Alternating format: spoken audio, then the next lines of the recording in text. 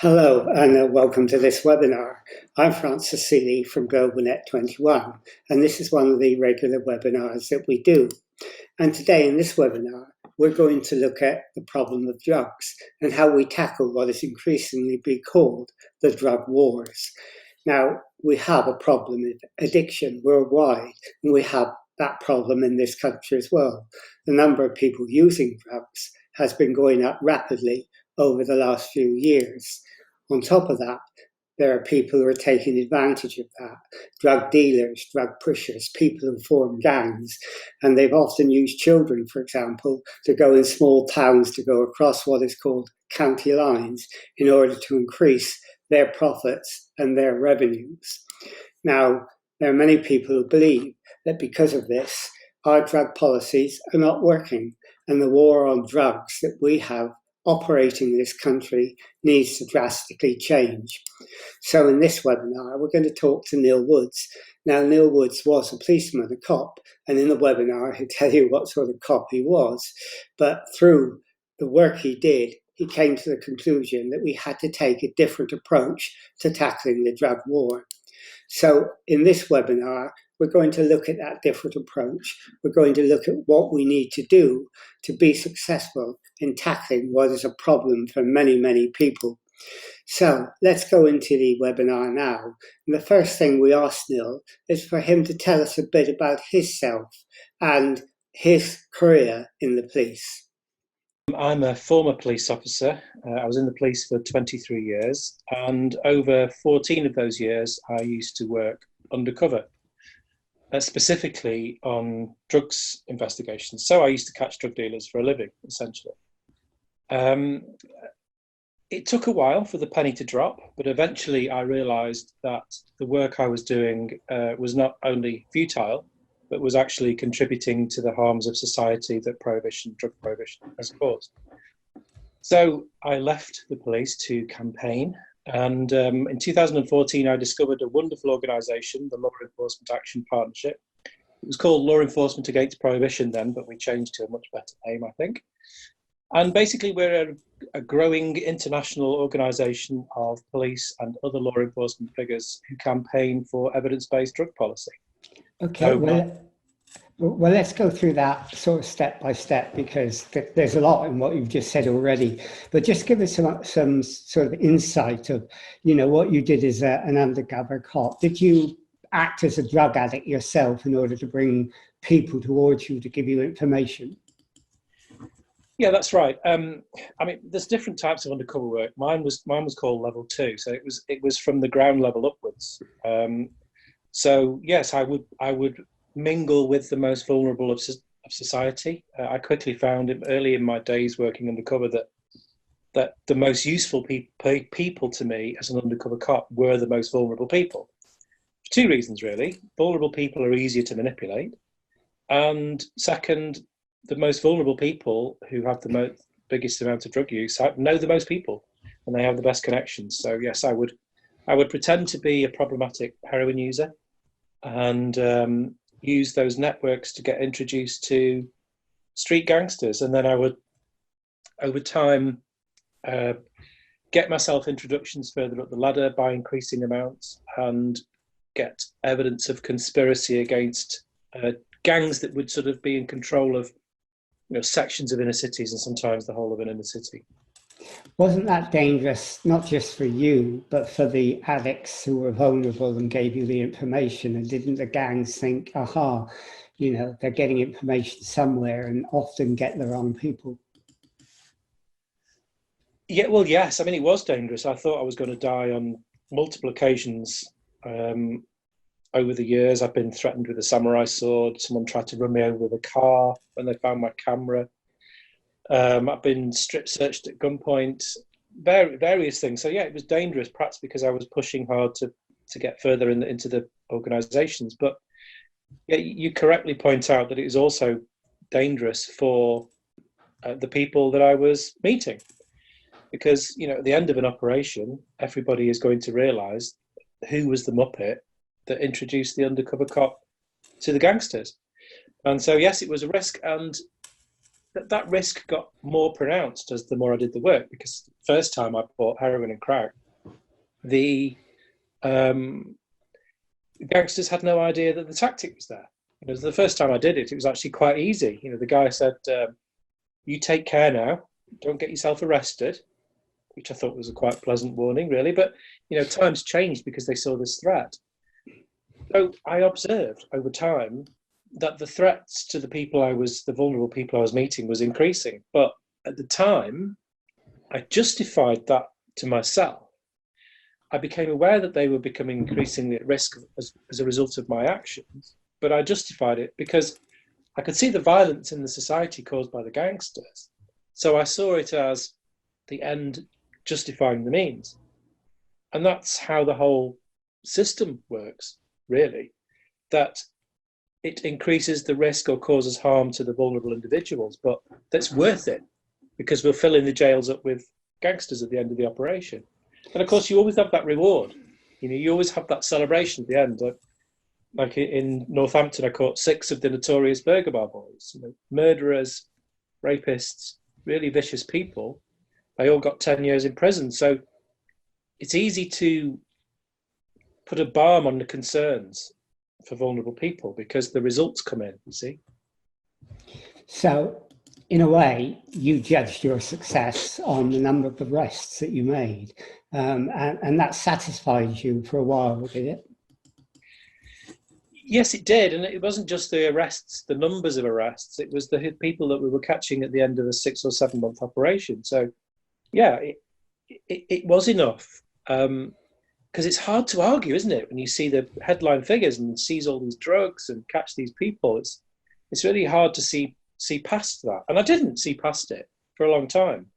But I think I was part of the system that still exists. We politicians, the National Crime Agency, the newspapers will publish these success stories of organised criminals being put in jail and seizures of a kilo of cocaine here.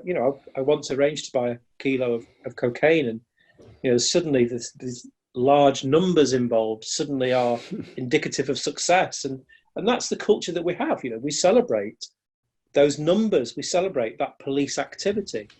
Only now do I understand that that's it's an abomination to Sir Robert Peel's principles of policing from 1829. We warped and twisted those principles with drug policy.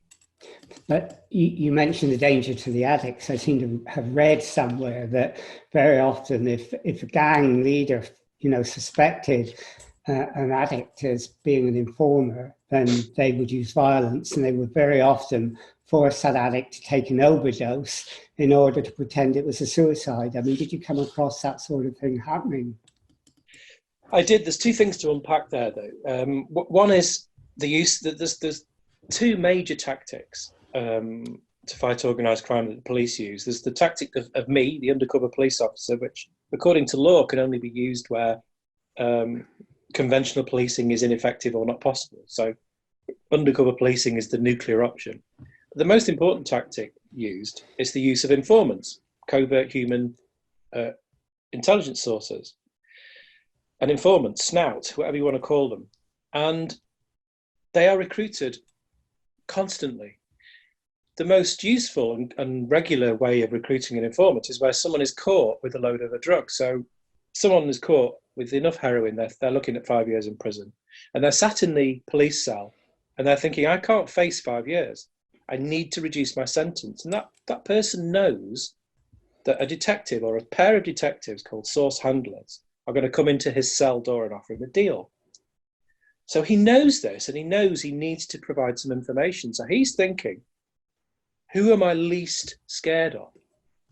Who am I least scared of? And that phrase actually drives the violence around the world, because on the inner city streets, it means that there's a Darwinian situation arisen. The gangsters who are prepared to use violence the most, the ones who are the scariest, they don't get grassed up.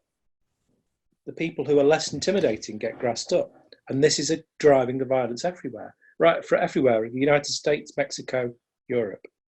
Now, the other thing you said is about gangsters deliberately causing violence to prevent informants. But it's not just informants.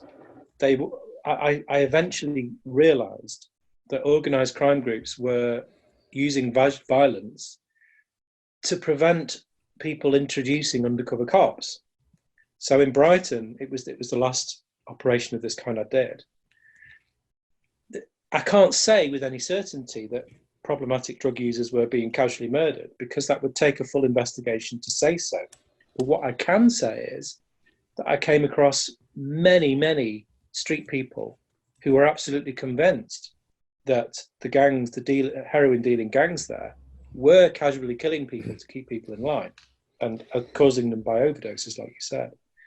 And this was a sort of dystopian vision, really, to me, because then I realised that this extreme level of violence, and certainly perception of violence on the streets, and this intense fear, was actually being caused by the tactics that I've been using for the 14 years leading to that point. Because each year, without fail, organised crime got more violent in response to my tactics. So where's the blame there? So did you also, I mean, when you were doing this and you were finding that people were getting arrested and you were at the stage of your life when you thought this was successful, did you ever think you were also helping to create an unsustainable prison system where over 50% of the people there were involved in drugs and not dealers, very often just addicts?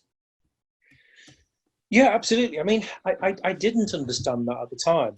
There is so much I didn't understand when I was in the middle of enthusiastically carrying out this work. I was quite blinkered. And bear in mind, I wasn't just part of the police system that carries out this work. I was part of the covert policing niche, the little empire of covert drugs policing, which exists within its own island within police.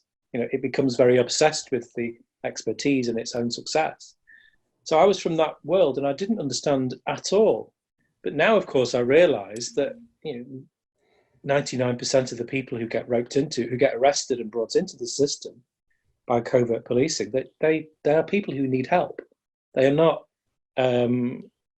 drug dealers who are causing the problems. They're just people who need help. And you could even argue, actually, that even the most vicious of drug dealers, the ones that I've talked about, the murderers, they are also a product of this system, because there was no need, there was no crime, or there was no violence, no crime associated with the illicit drug markets at all until drugs were banned. You can demonize the drug dealers as much as you want, but they are also a product of policy. The policy has brought us here. And as you say, it's not sustainable. 2 out of 5 problematic heroin users, from one study I've seen, first tried heroin in prison. So the idea of using prison as some kind of deterrent for this, for the drug problems in society is lunacy. It really is. So you changed your view and your perception. Was there any specific event or any point of time that brought you to that conclusion, or was it just slowly dawning on you? It slowly dawned on me, to be honest. I was resistant to my own conclusions forming for so long. I would try and debate these issues with people around me, but I suppose there was a series of events, one of which I've already alluded to in Brighton in 2006, where that was dramatic for me to realise, because when I realised that the tactics I was using was actually making society worse, it was making society more dangerous as a result of the arms race, because you have to see this drug war as an arms race. The police get better and develop tactics, and there's always a pushback from organised crime, and that pushback is an increased use of violence and intimidation. But it only dawned on me in Brighton just how far that could go, where homeless people were being used as proxy dealers, as a buffer zone between the police and the dealers. Much of the same is really going on now with county lines, the use of children. Gangsters have moved on from using homeless people and then using children. Children are the ultimate strategic response to police success, because undercover cops and police informants, you can't get adult police informants providing information on the front line of child dealers. So that's why children have become a perfect strategic choice by organised crime. And that's a result of police action. It's police action that has brought us to this point. So the events in Brighton was emotionally difficult to deal with, because it made me reflect on a decade and a half of deciding that the end justified the means. And of course, the end didn't justify the means. Quite the opposite. I was only causing harm. So that was the last straw for me. But there were various increments, various times. I mean, for example, one thing that made me resign from working undercover a few years before, albeit temporarily, was when one of the vulnerable people I'd been befriending and manipulating for several weeks, he also got arrested, and he ended up being on minute-to-minute watch when he was in the cells, suicide watch, because he saw me as his one friend in the world, as the only person he'd been able to talk to. Of course, I'm an undercover cop. I'm good at listening to people and talk to people and manipulating them. But so I'm always going to listen and encourage people to tell me about their childhood trauma. That's what I did. It's one of the reasons why I finally realised that its trauma was the problem. But but he became suicidal. And so I'm trying to get the public to realise just what the costs of undercover policing are. It's an enormous, as I say, it's the nuclear option. The mess you can cause of people's lives, it has to be justified. And I see no undercover policing that can be justified at all. I can't think of any. So why do you think the police are on this treadmill of thinking what they're doing actually has a good result? Well, in policy terms and policing terms, we've lost view of Peel's principles. Now, the important one to mention here is principle number 9, that the success of the police should be measured by an absence of crime and disorder, not the visual evidence of police action. But clearly, police action that we show in the newspapers, these seizures of several kilos of cocaine, or the arrest of dozens of dealers, or whatever the action is, film cameras following cops into smashing doors down on houses, and all of these kind of exciting things that we fuel into the narrative, fuel into journalism. It's a warping of that principle, because it's evidence of police action, but where is the evidence of a reduction in crime? And so we've lost sight of that. We are fueled by this reality TV approach that activity is evidence of success. And you have to make the distinction. And I'm at Leap UK, we are trying to get police to see this distinction. We're having some success, but you have to see the distinction between drugs policing and all other crime policing.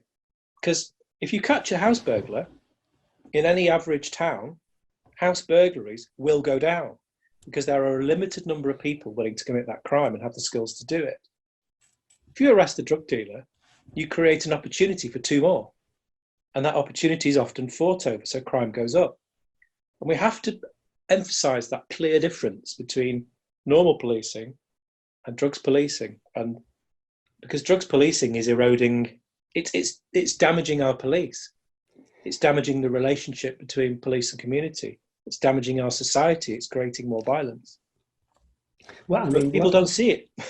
But when you saw it, and it challenged your whole life's work, it created a psychological crisis for you, didn't it? What you call, I think, moral damage. Yeah, it did. I didn't really understand that completely at the time either. But I'm diagnosed with PTSD, and PTSD in my case is quite complex, because it relates to a series of events and over many years. Partly because from 2001, I realised I couldn't trust my own colleagues, so I didn't feel I could trust the people around me, and that makes an acute sense of vulnerability. But the symptoms I get the most is, as you say, is as a result of moral injury, which is feeling extreme guilt for the harm that I've caused, which is quite a rational response. really, because I caused an enormous amount of harm to a lot of individuals. I have. And although I know that it's irrational to beat myself up over it, because at the time I thought I was doing the right thing, but it still forms a part of my overall PTSD symptoms, and it's hard work. Yeah. So would you say that, developing and being involved in the law enforcement action partnership is your way to make amends and make up for what you think the damage that you did? Yeah, it is. Definitely. I mean, I see it more in terms of I'm still duty bound. I went into the police as a 19-year-old. I was quite flippant in deciding to go into the police, but once I was there, I developed a sense of duty, and that I was doing the right thing. So if I took risks in the job, it was because those risks were justified, and I was duty bound to take them. Now I still see myself as having a duty to do the right thing, and having caused harm in the past, that duty becomes all the more acute. And I think many of us in LEAP around the world, we're continuing our mission as police officers because we always intended to try and help people and do the right thing. Now, I mean, it's great that you're involved in that and the work you do, and that's great. And one of the realizations you came to, wasn't it, that it's not criminals that cause crime in the drugs area, it's opportunity. Do you want to tell us about that? Yeah, and this is one of the great misunderstandings. If ever I speak to an audience with police in it, it's usually the police officer that suggests that, well, if you regulate all the drug markets like LEAP wants, the criminals won't go away. They'll still keep being criminals. But that really is the greatest misunderstanding about crime. Crime is not caused by criminals, it's caused by opportunity. And the greatest opportunity that's ever been created for crime is drug prohibition. I'll just give you a very brief example of what I mean. In the 1980s, in Germany, they had an epidemic of motorbike and moped thefts. And they couldn't work out why. Insurance companies were refusing to insure them. It wasn't the case elsewhere in Europe. And it was an epidemic. It was incredible. Anyway, a law was brought in from a completely different section of government that completely changed it and reduced those thefts overnight by half. And that law was the requirement to wear helmets on a motorbike. Because the motorbike thefts weren't organised with intent, they were opportunist. And having to carry around a motorbike helmet removed so much of that opportunism that the motorbike thefts disappeared by half overnight. Now, it's only a loose example, it's not exactly a perfect comparison, but it does emphasize the fact that crime really is, for the most part, opportunistic. And the drug markets, well, it's the easiest way to make money at very low risk that you can find anywhere in society. So, in a way, there are two sides to it, though, aren't there? There's the supply side, if you like, the opportunity that the drug gangs find, and they're becoming increasingly monopolized. And there's the demand side as well that's growing. I mean, I gather there's, in this country, 3 million cannabis users. So, it's both of those sides that you have to deal with. Well, you do, but the police can never reduce the demand. They never reduce the size of the market, but police action does change the shape of that market. And that's important to note. Police use this word. It's quite a modern word. They didn't used to use this when talking about drugs offences, because back in the days when people thought they could fight for a drug-free world, the police used to use more positive language. Now they use the word disruption. Police say we have a duty to disrupt the drug markets. Well, who exactly has decided that disrupting the drug markets is a good idea? Richard Branson gives speeches to would-be entrepreneurs, and he talks about creating opportunities in markets. You have to disrupt those markets. And police use the same language for disrupting the drug market. So there's a real disconnect here in exactly what's happening. And because police can never reduce the size of that market, but police action does change the shape of it. Quite often, informants who provide information to the police, they are merely it being employed by one organised crime group to get rid of the competition. So even the police are being manipulated and used by organised crime to change the shape of that market. And we certainly can't have any influence on supply. I mean, the opium poppy is in record numbers in Afghanistan. Coca plants are in record numbers in South America. And all, after multiple trillions being spent to try and eradicate them. I mean, you use the term in your response then, you use the term drug-free world. Do you think that's the fiction that has made politicians behave the way that they do? And other people, they believe that you can get that. And you would argue, I guess, that's an impossibility. Yeah, the drug-free world is such a farce. I think even as recent as 1998, the United Nations reiterated that that was the aim of international drug policy. And it is the most ludicrous thing. I now understand that drug use is normal. It's a completely normal human activity. And this obsession with moralizing the activities of others is causing the problem. It was what caused the problem for society when homosexuality was criminalized. I now see no difference at all. It's about individual liberty and how policy attempts to curtail that. But we can make drug use much safer, with regulated markets, with alternate products.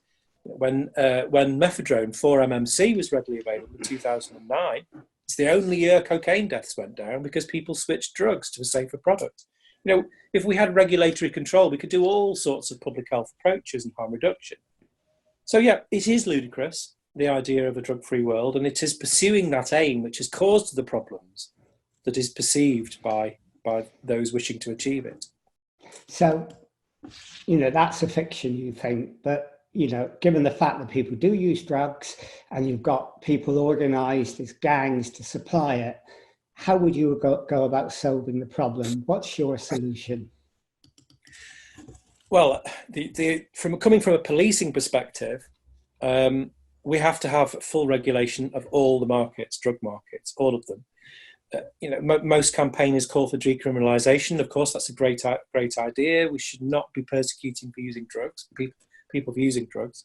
But coming from a policing point of view, the only way to tackle organised crime and the violence associated with it is to regulate each and every drug market. And once you have regulatory control, then you can do public health tweaks to policy. You can have alternative commodities, perhaps. But you've got to have control of all the markets. And the first one I'd start with is the easiest one. It's heroin. It's the easiest one to regulate because we go back to the British system. Up until the end of the 1960s, if someone had a habit with heroin, they went to the doctor and was prescribed it. As a result of that policy, there was no crime connected with heroin, no organised crime control of the market. And we've gone just over 50 years for the control of the heroin market, from doctors with prescription pads to 15-year-olds with hand grenades and guns in some inner cities. So that's the easiest one to go back to. Now, I'm encouraged that heroin prescribing in the form of heroin-assisted treatment is coming back. We have it back in Middlesbrough, we have it back in Birmingham, and I applaud that. However, I am concerned that HAT in its current form is too strict. It's not liberal enough. You have to have failed 2 forms of heroin treatment before you can go on to HAT. But the view I take is, why would we be so illiberal about this? It is the most effective treatment for problematic heroin users. And for many people, for a drug worker to be able to offer that in the first instance, you can rescue people from the exploitation of organised crime. So we need to be not trapped by this new model of heroin prescribing, I would suggest. So what you try to do is get a balance between decriminalisation on one hand and regulation on the other. And is that an easy balance, or is it more difficult than you probably portray? Well, I would also blanket decriminalise possession as well, at the same time as regulation. And in terms of the criminal prosecutions for continuing to supply regulated products, well, if it's done right, with all the right regulatory mechanisms to reduce the illicit market as much as possible, I don't foresee a great problem. I mean, the cannabis market, if the price is low enough to beat organised crime, if the quality is good enough to beat the illicit market, if the right to home grow is complete so that people can grow themselves without criminal prosecution, then I foresee almost completely wiping out the illicit market. So my point is that whilst the police will always have a role in terms of the regulatory mechanisms and to tackle illicit production, it is not policing mechanisms that will reduce the illicit market, it's regulation. So yeah, it's a combination of actions, and some drugs are more complicated to regulate. Cannabis is more complicated than heroin. MDMA I see as pretty simple. You need the right dose in blister packs are available from a pharmacist, and MDMA deaths will disappear. And are you confident that this view of yours will prevail in the long run, or are a lot of impediments still on the way? Are we on a long journey? Oh, I don't expect all of this to be sorted before I die. But I'll be passing the baton on to colleagues yet to join LEAP. But I do believe that we will have the beginnings of the end of the drug war in my lifetime. I hope that within 10 years we will have a regulated cannabis market in the UK. I expect other countries to do that before us. I just hope that in the UK it's done with an eye to social equity and not just handed over to big business. The right to home grow has to absolutely be a red line. To me, that right must exist. And heroin, we'll have heroin assisted treatment soon, and because the evidence is so overwhelming, and it's actually police that's paying for it. It's the police and crime commissioners that are paying for this.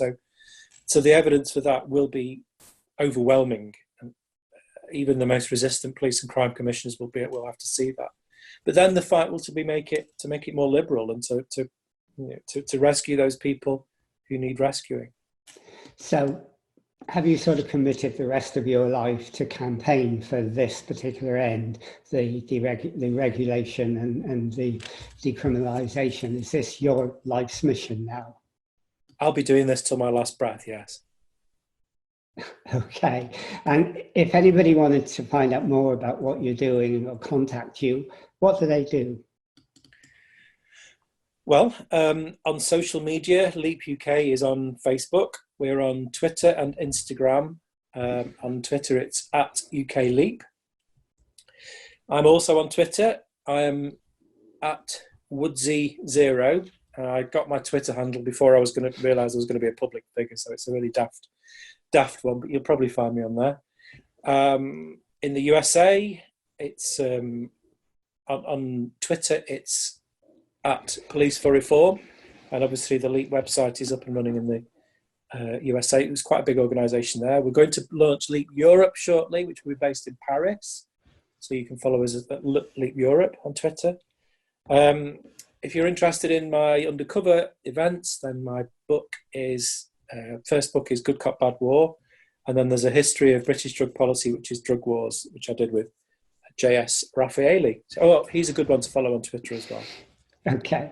All right. Well, thanks for doing the interview, because that was really interesting. And I mean, you sort of laid bare your soul, which I think, shows the trauma and the turmoil you've been through personally, but you're doing so much to actually make a difference that I think people will really appreciate what you've done, and they will find this, this interview very, very interesting.